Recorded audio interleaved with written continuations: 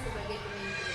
Nah, untuk kesempatan kali ini saya akan mewawancarai salah satu kepala sekolah idaman, yaitu kepala sekolah saya sendiri, yaitu Teacher Rahmi SPDI.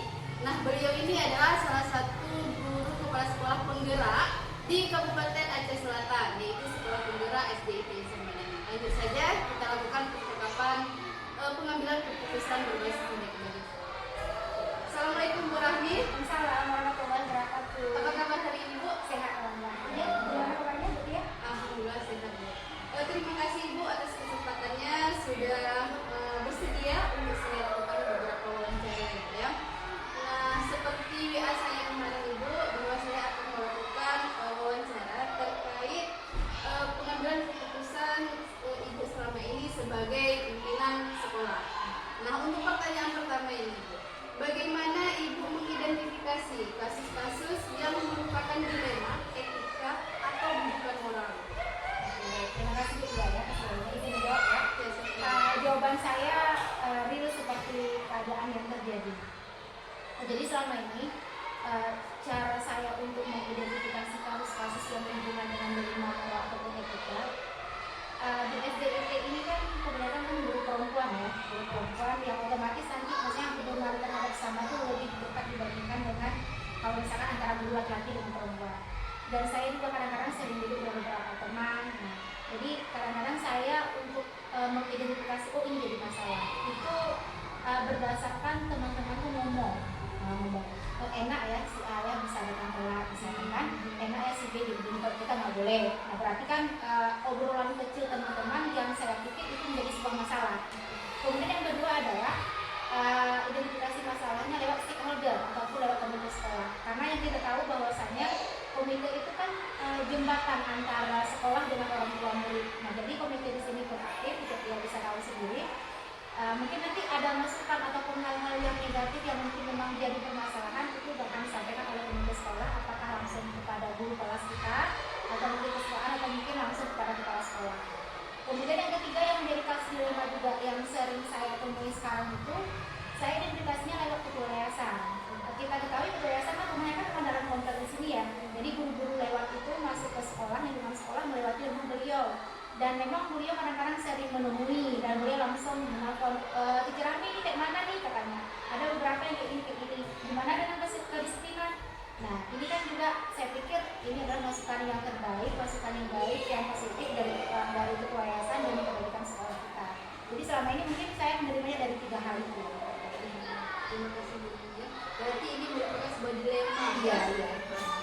Baik Bu, untuk pertanyaan kedua, bagaimana Ibu menjalankan pengambilan keputusan di sekolah selama ini, terutama untuk kasus-kasus di mana ada dua kepentingan yang sama-sama benar salah dan benar-benar yang mengandung nilai kebajikan. Kira-kira bagaimana Ibu? Ini juga real nih, real yang terjadi juga. Saya lebih berprinsip bahwa kita ini adalah makhluk sosial. Saya sering mengatakan pada teman-teman, saat ini kawan si A itu memang lagi diberikan cobaan sama Allah, apakah anaknya sakit atau mungkin ayahnya sakit atau mungkin suami sakit. Itu adalah sebuah kondisi yang memang si A itu nggak meminta, dan kita orang yang masih diberikan kelonggaran dan masih diberikan waktu yang lapang dan tidak mengalami kesulitan tersebut, harusnya kan kita kan saling memahami orang lain. Itu yang pernah saya sampaikan kepada beberapa guru di sini. Jadi kadang-kadang ketika ada guru-guru yang memang mereka memasuki hal yang seperti itu, menghadapi hal seperti itu, saya lebih kepada memahami. Ya sudah, nggak apa-apa. Yang penting kan prosedur yang pernah kita atur sama-sama. Kita kan pernah membahas di dalam rapat ya. Kalau misalkan tidak masuk ataupun mungkin telat masuk, silahkan kabari biar satu nggak salah paham gitu. Nah teman-teman di sini kan guru-guru kan selalu bilang, Teacher Rahmi saya izin telat sedikit. Bahkan di grup kan sering kita lihat kan. Nah ini mungkin hal yang negatif, hal yang positif yang dilakukan oleh teman-teman supaya teman-teman yang lain tahu, oh ternyata si ini berhubungan dengan ada kepentingan bersama orang tuanya. Jadi teman-teman yang lain pun tahu tidak seuzon lah gitu. Jadi ketika ada beberapa teman yang minta izin dan WA, saya sampaikan, oh ya silahkan. Bagaimana dengan kondisi kelasnya? Ketika guru si A tersebut telat masuk kan anak-anak kan nggak ada yang mendampingi. Dan alhamdulillah pun teman-teman yang minta izin ini mereka mencarikan solusi. Ketika memintakan izin, mereka sudah mencarikan solusinya. oh saya mintakan kepada partner yang di samping untuk menggantikan. Jadi istilahnya ketika mereka punya keluhan dan telah datang atau meminta izin, saya memberikan izin. Karena kenapa? Saya kembali ke yang tadi itu.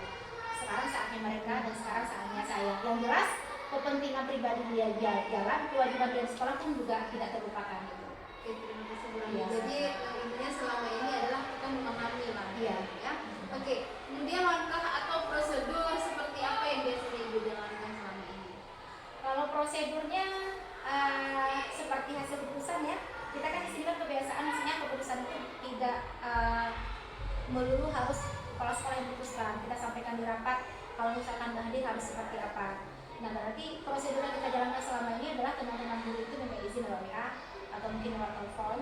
Kemudian saya menanyakan solusinya apa, ketika ada solusi kita izinkan.